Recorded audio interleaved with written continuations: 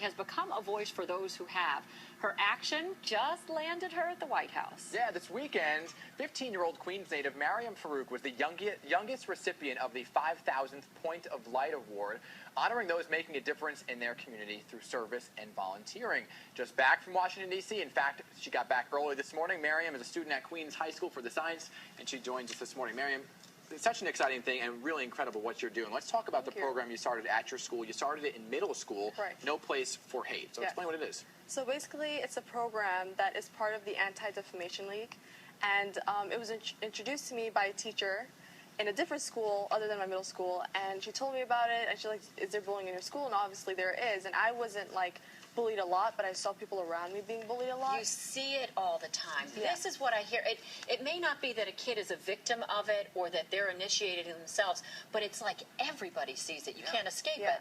Right, that's the thing. Like, even if you're not the bully or you're not being bullied, you're an ally. You're watching it happen, and if you're not an ally, you should be an ally. You should stand up for those that are being bullied. So hard to do, though, because I talked to my daughter about this. She's 11 years old, and I talked to her friends, and, you know, there's all this peer pressure. You want to fit in. You want to be accepted. So how do you tell kids to make that move and to stand up?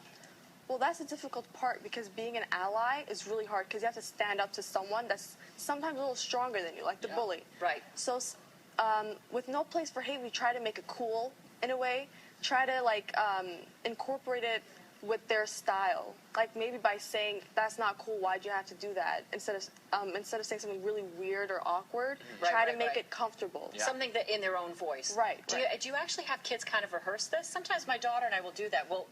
I'll role play with her to help her get through the situation. Yeah, like we have like little phrases that we make. So let's say we're doing like something with the classroom, we'll tell them, you know, these are a few things that you could possibly say.